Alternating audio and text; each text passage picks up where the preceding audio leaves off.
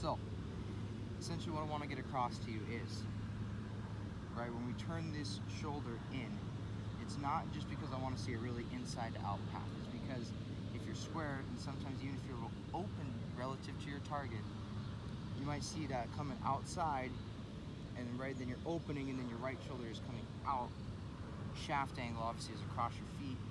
Boom, you cut across it. So for the series overall is the cause and effect, right? So why did that shot just happen? You know, what went wrong? We want to diagnose the right things. We want to make sure we correct the right things, and she knows going forward, if this happens, this is most likely what I'm doing. This is how I can fix it, and so on and so forth. So, what caused that? I feel like I slid. Okay, so she says she slid, right?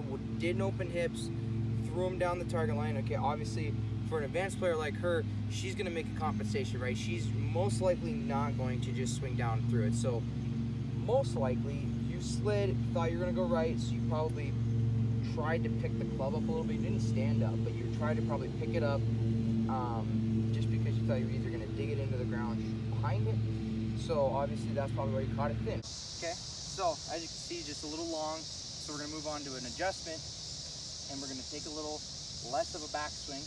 Okay, and we're going to keep the acceleration through it. Allows the ball to land softly, doesn't have too much release, and doesn't come out dead like a knuckleball. So go ahead and we'll do the same thing.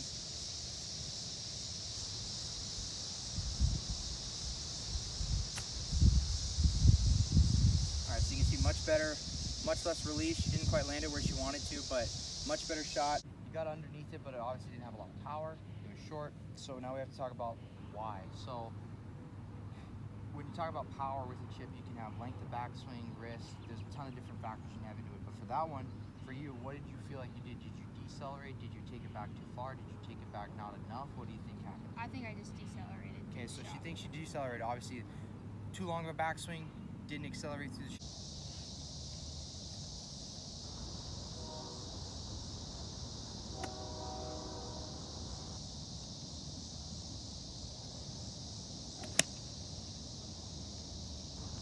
Okay, so based on the divot pattern, we have a divot that's going left. Her ball went right.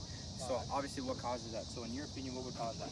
I ducked my shoulder. Okay, so she says she ducked her shoulder, which means she's throwing it, cutting across the ball, so her divot's going left, but obviously she's making compensation with her hands, ball's going right.